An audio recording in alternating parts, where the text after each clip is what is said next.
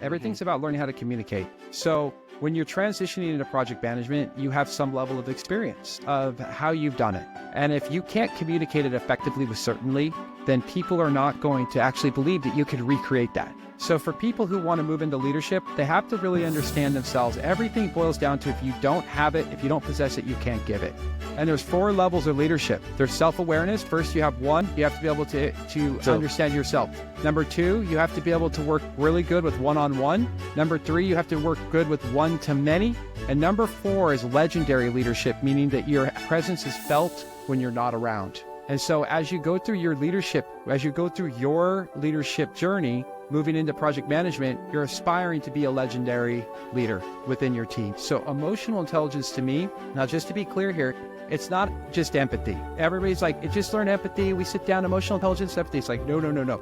First, you understand yourself, then you learn how to regulate yourself. After you do that, then you can build relationships. That's inspirational leadership. That's conflict resolution. That's negotiations. That's coaching. That's mentoring. Those are all these things that happen in there once you learn how to do these other areas. And when you can do that, that positions you to have the soft skills that you need, the power skills, if you're talking like PMI, the soft skills that you actually need to be an effective leader.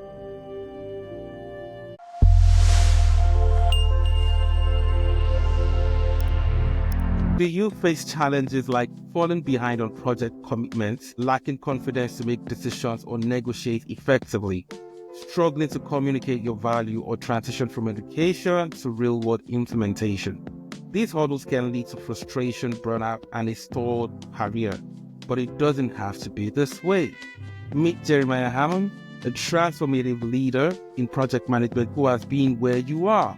Starting with a strong drive to succeed, he discovered that true fulfillment in project management comes from mastering leadership, emotional intelligence, and purpose.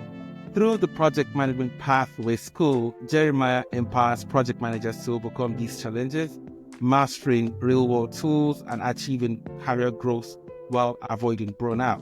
His mission is to prepare resilient, confident leaders so that they can thrive and lead projects that change the world. This is Life and IT Project Management YouTube channel, where we connect life and IT project management with real practical insights. Join me in welcoming Jeremiah Hammon. Hey everyone, I'm so stoked to be here. That was an awesome introduction, by the way. I love it. Thank you so much. Thank you so much. Thank you so much for joining us. I'm stoked. All right. So how to build a successful project management career, the PM pathway. So I'll begin with the first question. What is the PM pathway? PM pathway is, there's actually 2 things it is. It's a book. It was an idea where I created a book a while back where I wanted to take and give everyday aspiring project managers the tools they needed to start getting into what I call business rhythm, getting in the rhythm of being a project manager, understanding the core concepts, right? Just the simple bare bones core concepts of what we need to know. And then how do we take those concepts and implement them into our life? Because if we don't possess it, we can't give it, right? So I believe that. So we had to first go through and create a project charter of our life and where we want to go and how we want to do the thing. And then teaching them these core concepts so that they could then show up and monitor and control their process to see how they were growing themselves towards, using these project management tools in their life and then transferring that into their career. And as I started growing, I released this book in April of 2022. And it's a journal. It's actually a workbook. You do all the work. So of course, project management, I'm going to make you work. So you do all the work and you go through it and you do this analysis. You extract your scope, the requirements of what you want to do, and then you're executing it too. And so the cool thing was I took all these different concepts and I put it into like a journal. And that's what it really, so people are like, your book's 450 pages. And I was like, whoa, 300 pages of it's your journal. You get to go through and do all this really fun stuff, which is really exciting. So it gave me a good idea. And then over the next year, I started working in universities, training project management and working with businesses. And these core concepts that I wrote in this book kept coming up and I kept utilizing them more. And I got into doing some PMP prep with a really good friend of mine, Andy Kaufman, and him and I, he's like, Jeremiah, you got to come with me and we got to do this training. So we jump in and I'm in there facilitating, working with him. And it was like, I've got to bring this to more people.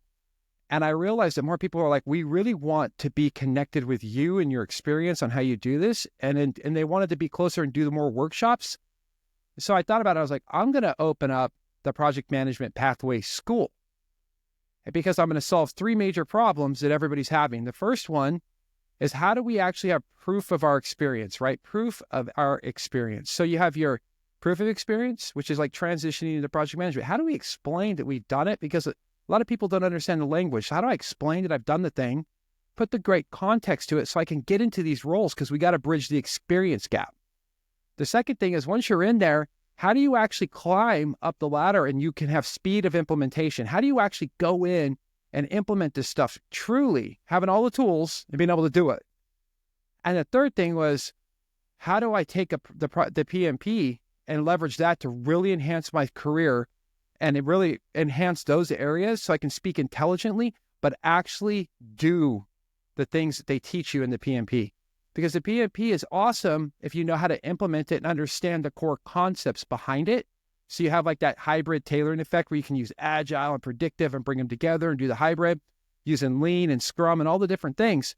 It's like, how do you actually get people to be more than just, where they go and they pass a test, they cram for it, and they get out in the world and they don't have the proof of implementation. They don't know how to do it. So I put together a school that solves those three problems, and that's what I'm doing. Fantastic. So I will follow up with a question.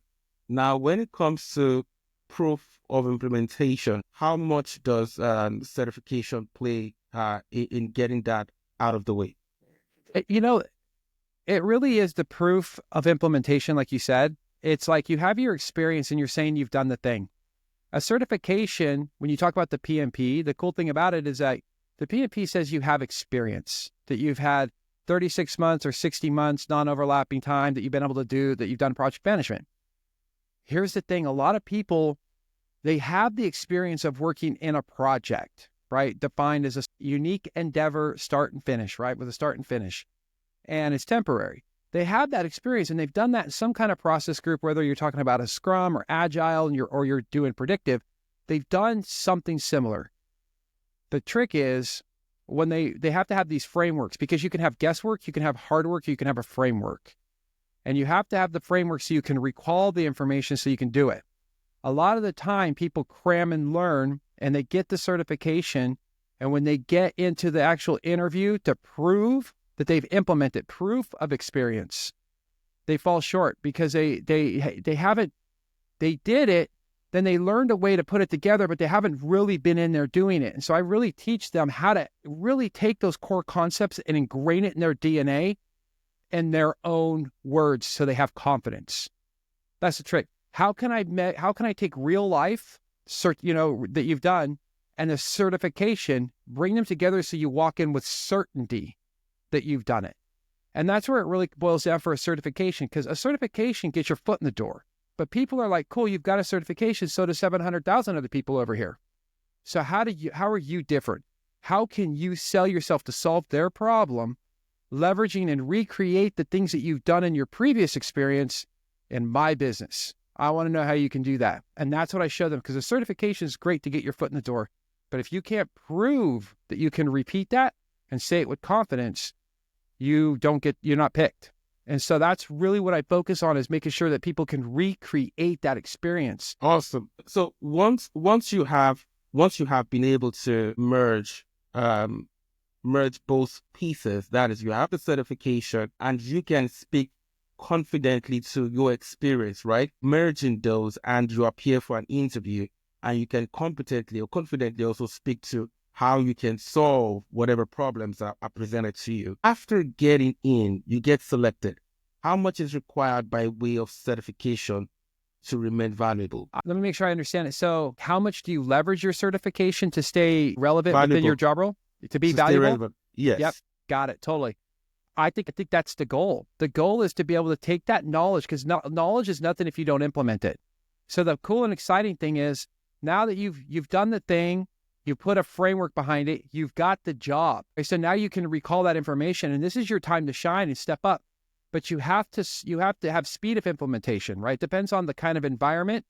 And if you're familiar a lot with PMI and the way that they talk about a few things, a lot of their core domains, a big portion of it's around people and influence. And so when you get in there, you need to leverage that. The processes are there, And they're actually quite easy to implement as long as the facility or the organization has some understanding of it. If they don't, you're at an uphill battle.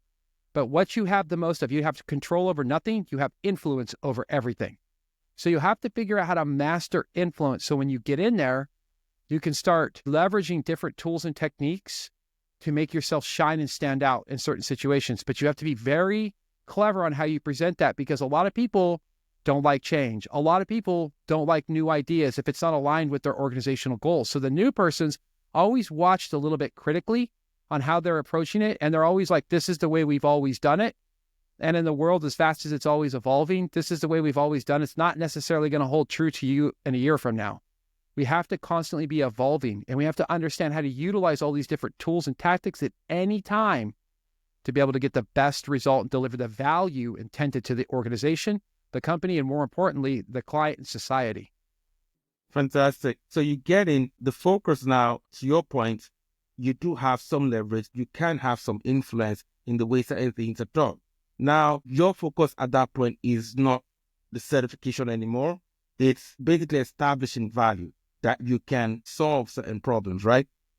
Now, at that point, is it recommended you go in with a playbook, with your own playbook? Now, you can't take the pinbook and say you're going in with the pinbook as a playbook. No, that doesn't make any sense. So what are your thoughts? What are your thoughts regarding going in with, whether you call it a toolkit or templates or a playbook across board? What are your recommendations regarding that?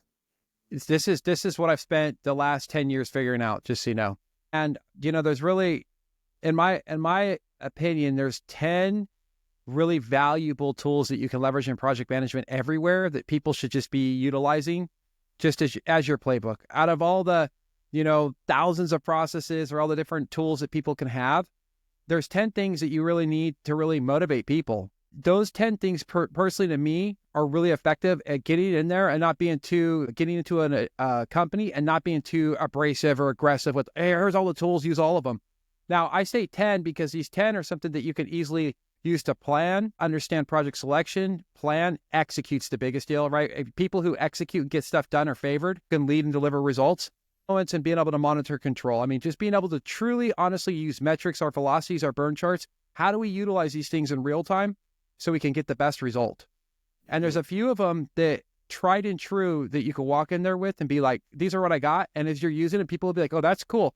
They're not so abrasive. They're easy. You can do them on whiteboards and get magical results to people. It's like more brainstorming. And so I highly recommend that people find what works for them, tried and true in their career, and bring those to the table and slowly implement other things as they start building their career currency and their credibility within the organization. Awesome. And this 10 you were speaking to, for the audience, they will be able to get access to these once they sign up for one of the workshops that you have, or one of the classes or courses you have, right? Yeah, you can actually, I have a version of them as a download on my LinkedIn. Fantastic. Because I want people to be able to utilize them right now. I want, like, here's what I think. This is what's worked for me, multiple industries, and try it. What works for you? If anything, I give you 4 distinctions. You're going to be well on your way. If you can implement those 4 things in a company, awesome. Fantastic. Great reference. So for the audience, Jeremiah Hammon, you can check his LinkedIn. Now, so what this means is, regardless of the fact that, okay, you step in, whether you require a traditional approach, a traditional waterfall approach, or whether you require an agile approach, whatever the case may be, these quote unquote, these playbooks are process agnostic. Fantastic. Okay, good. Now that leads me to, I got one thing to add. The one thing that we have to really be careful for when we get into any kind of organization is what kind of culture do they have? And when we talk about culture, that's the attitudes and behaviors of people in action, right? It's like, what's the attitude of this business? What's the mindset they have around project development? Because I've worked in companies where they were like predictive. Everything is predictive. But you know what? In order to do what they were doing, we had to be agile. We had to be running a kind of a hybrid methodology. And so right there, you're already disconnected in your group.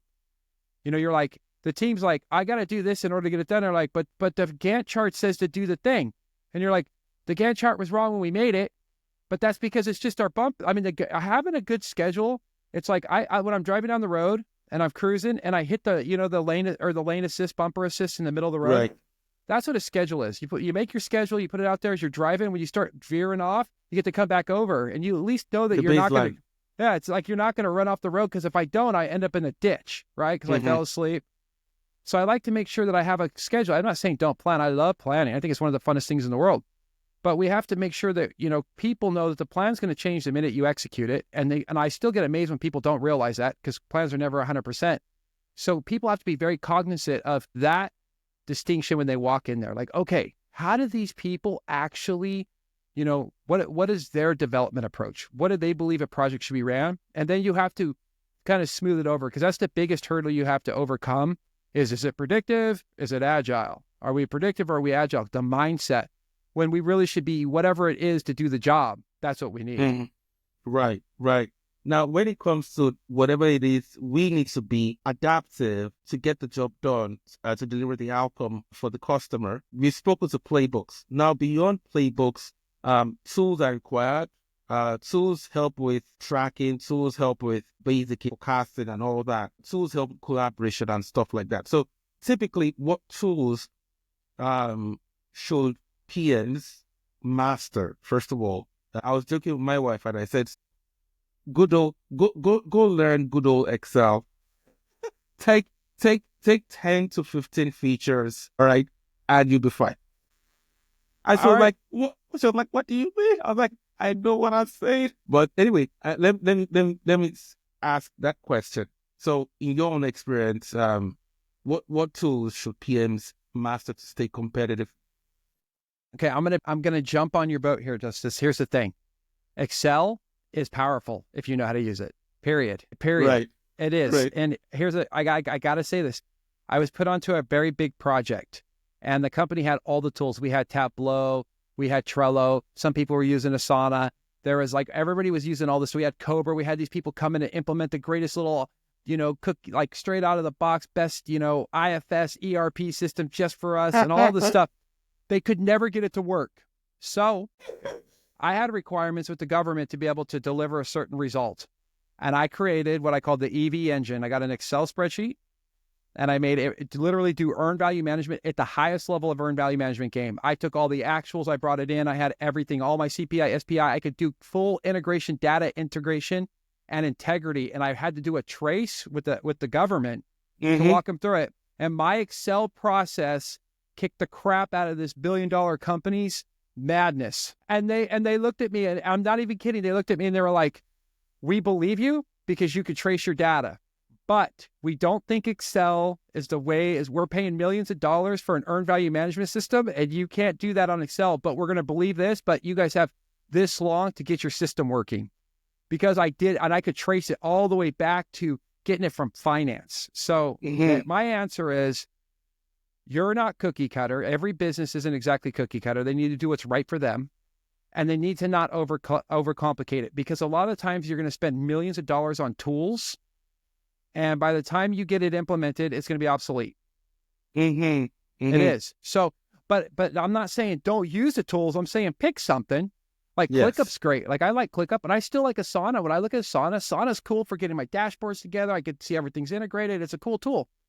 But find the thing that's ease of use, gives you confidence you can get the right information out of it, and utilize that tool.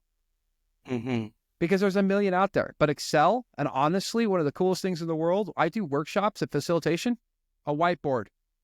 Give me a whiteboard, a series of stickies. I'm literally, again, I had a job where we had P6 integration, all the stuff happening, and we couldn't get the logic was all messed up.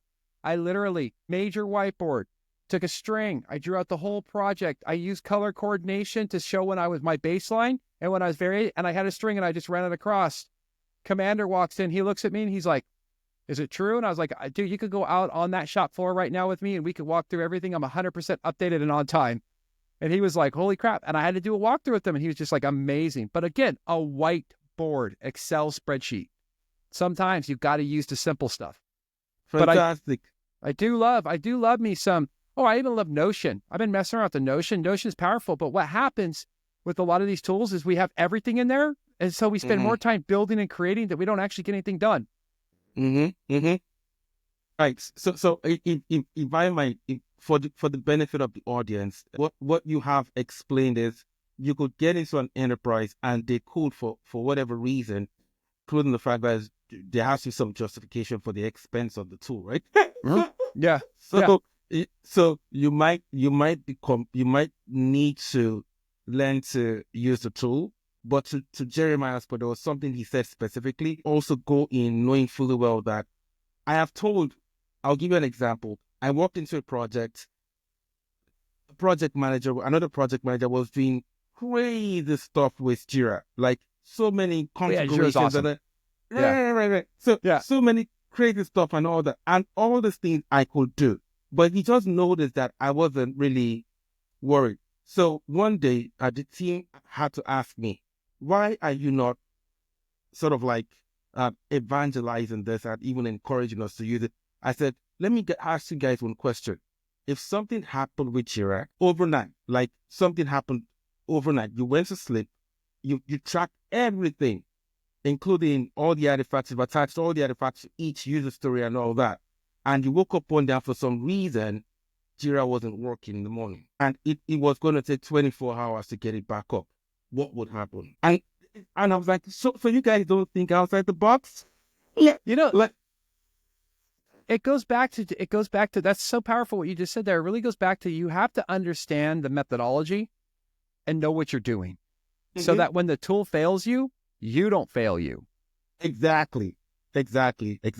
So summarily, what that means is, and what I hear you're also validating is that you should not fail you. It's not the tool determining everything you do. It's you determining what is best for the project, right? 100%. I agree with that. Fantastic. Now let's go to the soft skills. The soft skills can get tricky.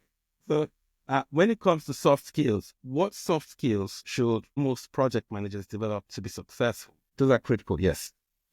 Yeah, soft skills, everything. I think that leadership's the ultimate advantage in everything that we do. We can't control anybody. We only can influence them. Everything we want is on the other side of that. And that means that everything that we really want is we have to step outside of fear.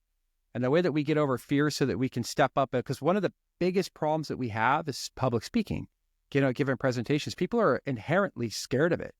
So we have to really learn how to have what I call stage presence. We have to know how we communicate, when to communicate. All these skills can be taught. Everything is a framework.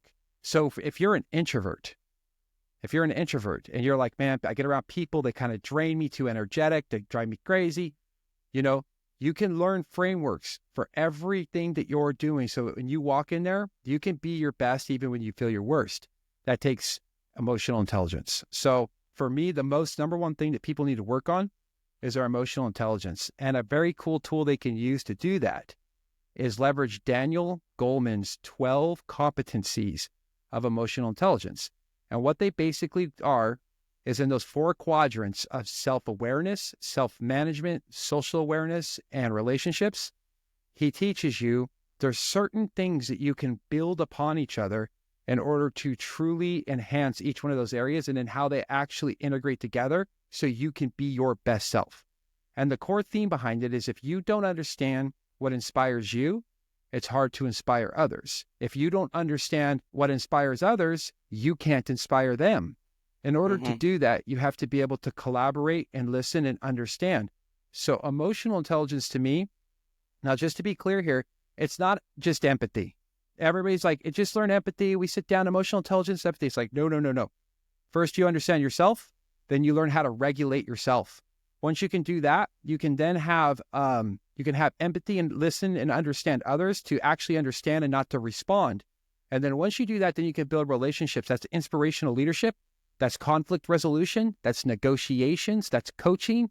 That's mentoring. Those are all these things that happen in there once you learn how to do these other areas. And when you can do that, that positions you to have the soft skills that you need, the power skills, if you're talking like PMI, the soft skills that you actually need to be an effective leader. More importantly, we have to be the leader our team needs in the moment.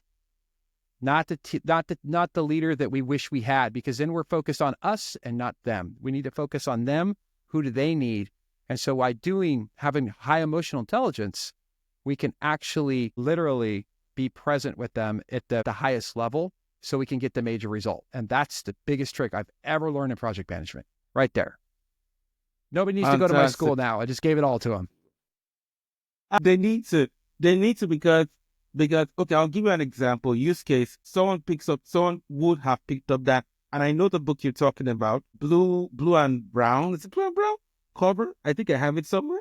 You pick that book the first time, and it can be boring. It can be boring, but if you are able to sit down and read it through, study it through, it really does help with everything you've mentioned. Being able to coach, being able to mentor, being able to be the best leader, the most effective leader that your team needs at that point in time. Those are beautiful. Thank you for.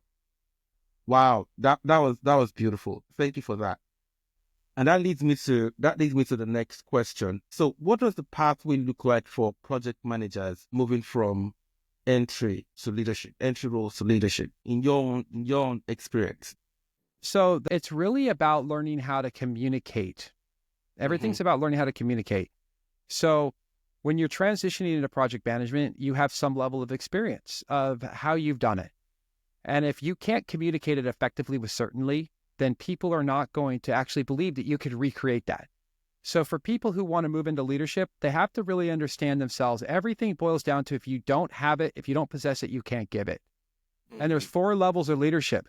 There's self-awareness. First, you have one. You have to be able to understand yourself. Number 2, you have to be able to work really good with one-on-one. Number 3, you have to work good with one-to-many. And number 4 is legendary leadership, meaning that your presence is felt when you're not around. And so as you go through your leadership journey, moving into project management, you're aspiring to be a legendary leader within your team.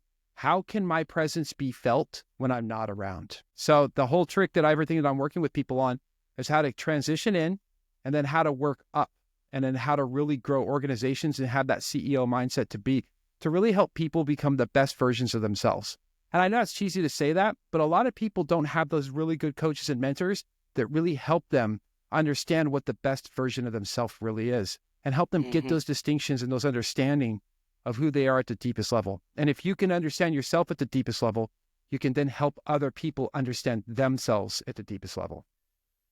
Wow, that is profound. Thank you so much for that, because I'll give you an example. An example is a situation where I see so many project managers place a cap on themselves, and they think that if they don't go pick up a finance certification of some sort, they might not get to program leadership, PMO governance leadership, and so forth. But from what you've said, leadership has nothing to do with a specific. You could be whatever and still be great, right? You could still be the best version of yourself, but improve on your awareness on those 4. Work on those 4, and you will be a leader eventually.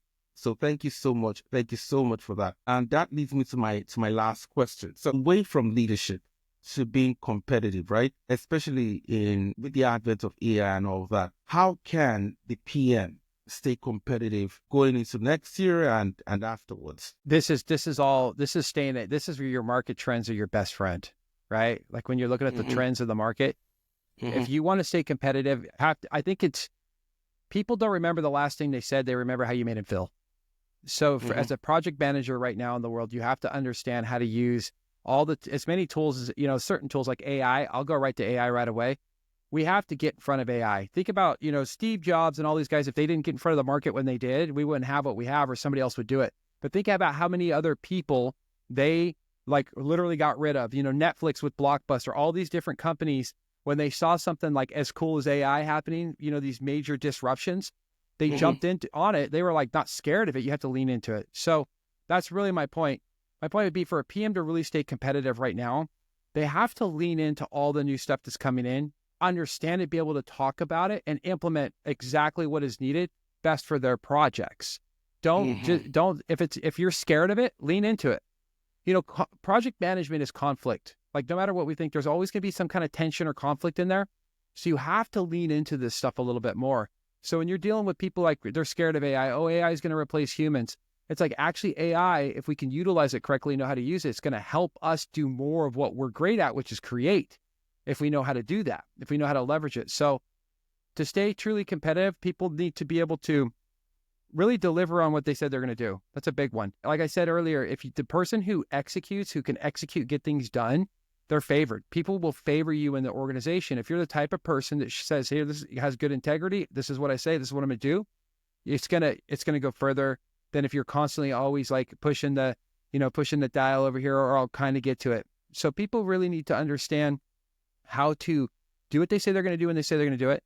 Leverage new technologies specific to what's relevant for the project they're on.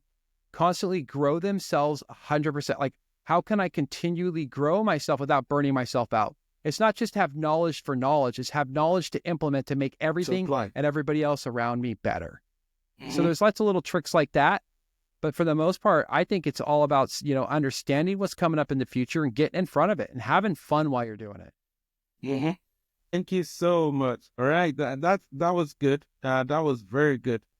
Some people are scared about, so you talk about AGIs and stuff like that, where Stuart Taylor, I don't even know Stuart Taylor, he was saying people think AI will not take over stakeholder management. And it was like, if there are investments in girlfriend apps and girlfriend AGIs or boyfriend AGIs where you have AI that can bridge intimacy gaps, working to bridge intimacy gaps, you have to come up with something else to be a better human. You have to be more valuable than the AGI, right? You have to come up with something else. So thank you for mentioning that. Yes, go at what you're scared of. Don't run away from it. Yep. And most importantly, if it benefits your projects, if it benefits your programs, why not? If not, that will keep you desired or wanted at your job, right? Yeah, there's really one more thing, that really boils down to a couple things when it comes to staying competitive. And I know I went the long way around it, but it's really, you have to understand your organization to the deepest level. You have to understand who you are in the stage presence that you have and how you bring your energy and how to maintain good energy all the time, good state. And you have to have the right processes in your pull belt to use at the right time to get the right result, deliver the proper value. If you're consistently doing that stuff, you're going to always stay ahead of the curve. You're always going to. But here's a trick about AI I just want to bring up really quick. So AI is going to take over so many things. They're having videos where I could put my face right now. I could go in and put my face on there. They could take my voice and they could do a video of Jeremiah doing this and it could kind of make it. It'll look pretty good, right? Eventually what's going to happen are people are going to start losing trust in what they see because they're not going to know if it's real. So one of the things that people are going to have to actually do is that people are going to start wanting to get on more calls with the real person. So if there are people who are in sales, you're in meetings, or you're working in your business, they're going to want to get on calls to see, is this person real and can they do what they say they're going to do?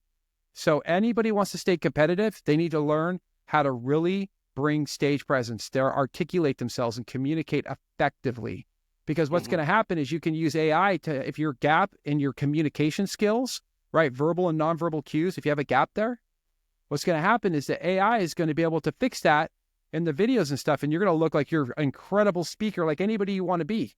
And then when you get in public, you might not be very, very charismatic.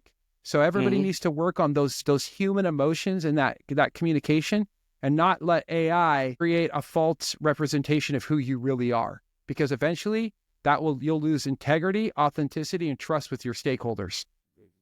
Fantastic. Thank you for chiming that in. That's very, very important. So as individuals, as project managers, leverage AI. Times to come where you need to communicate, when you need to present, and your true self will be there, and you'll be judged accordingly, right? And sometimes the judgments are harsh, and that's just what will happen, right? People judge.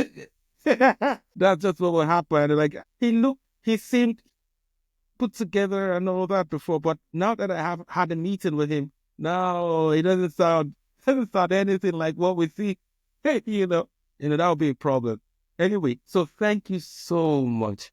Thank you so much for walking us through. Of course, we started with what the PM pathway is about. Then we went into certifications to get in. Then we spoke to implementation, establishing the value you bring to bear, right? Then we spoke to the playbooks. Individuals, the audience can get to your LinkedIn profile and grab that quickly. Absolutely. Then we move beyond the playbooks to tools, and you basically establish that the simpler the better, but you also have to be in tune with what your enterprise is leveraging, right? That is also important.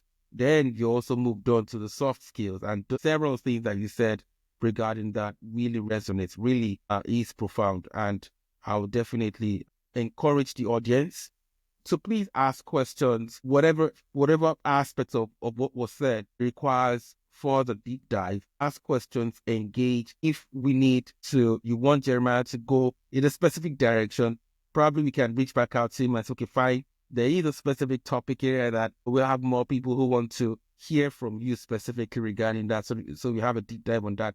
Let me know. But I know that when we got to the soft skill question, how he covered that was quite profound. Then we moved on to the pathway from entry roles to leadership. He spoke to the 4 levels of leadership, and you presented your best self for your project and the enterprise, and ultimately we ended up with what it takes to be competitive, to remain competitive, and maintain your integrity. So this has been a complete end-to-end conversation, if I might say, and I really appreciate it. At this point, I would want to ask, do you have any product, service, or workshop coming up very shortly that should interest the audience? Yeah, one of the things that I'm doing here in the next week, actually, is I'm getting ready to launch this PM Climb, which is all about how to take your experience and really climb your corporate ladder, whether you call it the corporate ladder or the business you're in, or help grow your business, and take all of these tools and techniques you have and simply just really implement them so that you can go further, faster, speed of implementation. So I'm getting ready to drop that, and people can check it out on LinkedIn and follow and jump on and party with us. It's going to be a good time, and it's going to be really in depth and show people a little bit more than just a bunch of, this is how you do it. We're going to do some killer workshops where I'm going to teach them also how to do facilitation so they can really get their teams to really be involved in what they're doing. So it's going to be a lot of fun. Fantastic. And of course, you did mention that they will be able to find information on that on your LinkedIn profile. Will there be any other formal website that they also need to be checking in on? Yep, projectrevolutionllc.com. You can check it out. We have all kinds of stuff going. We have our PMP prep always running, ready to rock and roll, as well as this PM climate and how to transition. So we have the pathway for you when you need it. You look us up and let us know, and we're ready to serve you. Fantastic. Awesome. Thank you so much. All right. I appreciate you. We hope for the audience, we hope this has been very, very helpful, very useful. And if you have learned something, please let us engage. Please like, share, comment, ask questions like I did mention earlier. Most importantly, we want you to be able to say, yes, this was valuable, and therefore I am going to subscribe. Yeah, subscribe. And then if you want to speak, you want to hear from Jeremiah again, and of course I'll be able to reach out to him. But the most important thing is that we hope that this served you well and solve, bridge the gap. And that is far more important. If you want to continue to get great content from us, just click the bell notification button and look out for that. Until our next show, please remember, every man is the architect of his fortunes. Thank you.